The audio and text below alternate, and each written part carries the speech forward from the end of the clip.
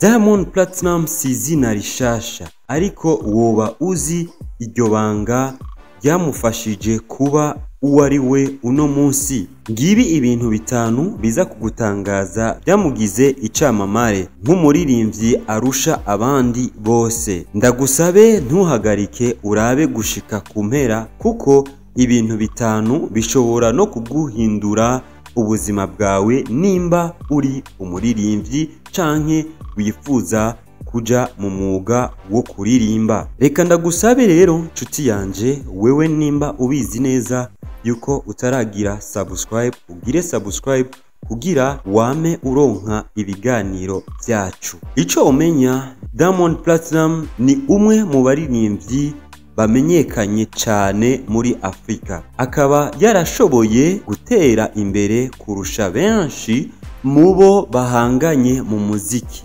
Ngibi ibintu bitanu byamufashije kugera kuri urwo rwego. Icambere, kwigira ku bandi no guhora yiga.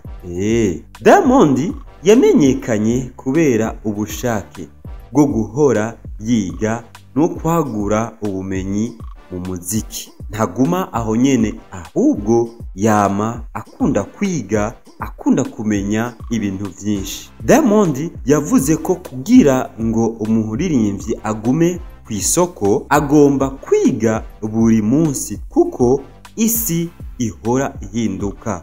Nico gituma haza amapiano, haza iyindi midiho, haza ibintu bishasha mu muziki. Ikindi, yemeye ko gutsindwa ari igice c'urugendo, kandi ko uko utsindwa ariko yiga vyinshi. Ati niwatsindwa uno munsi, menya neza yuko uba uri kuriga vyinshi. Ivyo nivyo Diamond yavuze.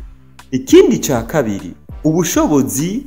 Diamond akoresha ubushobozi bwo kwihangana no gukorana n'abandi baririmbyi. Ntiyigungera, arakorana n'abandi baririmbyi kandi arabihanganira. Diamond Platinum yagiye akorana n'abahanzi canke n'abaririmbyi batandukanye bo rwego mpuzamakungu. Uravyibuka nka Davido wo mu gihugu ca Nigeria, Niyo, Omario, Tiwa Savage, ndetse uravyibuka na Koffi Olomide n'abandi. Izo ndirimbo zaramufashije kwagura izina ryiwe no kugera ku isoko mpuzamakungu. Karorero nk'urugero, indirimbo number 1 yakoranye na Davido, kubera iyo ndirimbo byaratumye amenyekana cyane muri Afrika yose. Ikindi cya gatatu Diamond kimufasha gutera imbere no kumenyekana cyane gusumba abandi baririmbyi, Diamond Platinum ni umu investisseur na cyane mu itangazamakuru. Yarashinze inzu itangaza umuziki wa WCB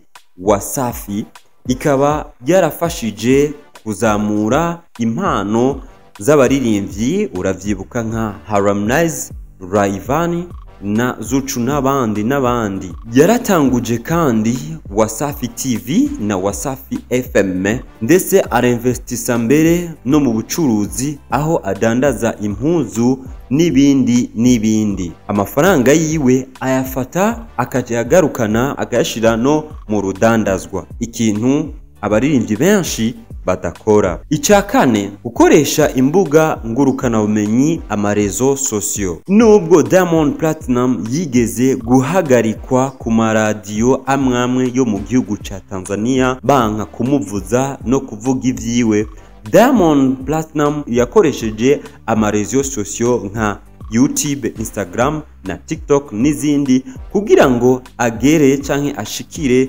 kubafansi biwe. Diamond Platinum ubu ni umuririmbyi wa mbere wo muri Afrika yo munsi y'ubugaragwa bwa Sahara, ageze kubamukurikirana umuriyoni subscribe kuri channel ya YouTube. Urumva yuko ageze ku rwego runini. Icya gatanu, Diamond Platinum aritangira umuziki no gukora cyane, ikintu abaririmbyi benshi badakora. Diamond Platinum azwi gukora cyane no kwitangira umwuga wiwe.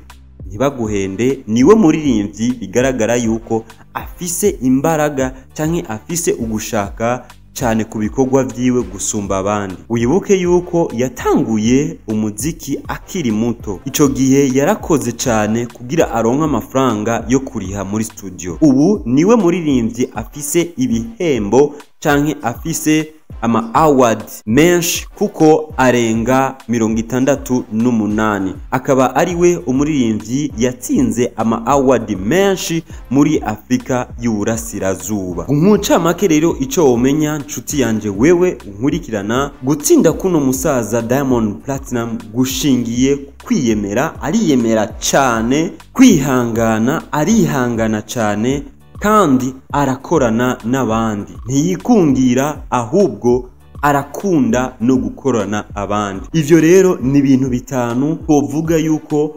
byatumye Diamond Platinum yitwa umuririmbyi wa mbere muri kano karere, na cyane cyane ageze ku rwego rukomeye muri Afrika. Indirimbo ziwe zatumye amenyekana cyane, yagura karere. Hariho nk'indirimbo number 1 yakoranye na Davido remix. Uravyibuka yuko ino ndirimbo yagiye gukundwa cyane mu bihugu bitandukanye, no mu gihugu ca Nigeria batuma bamumenya. Indirimbo nka JJ ni indirimbo yakunzwe cyane mu gihugu ca Nigeria, Kenya, Uganda ndetse no mu gihugu ca Afrika y'Epfo. Indirimbo nka Wow yakoranye na Koffi Olomide ni indirimbo yaguye akarere mu gihugu ca Congo, no mu gihugu ca Afrika y'Epfo. Indirimbo nka Afrobeat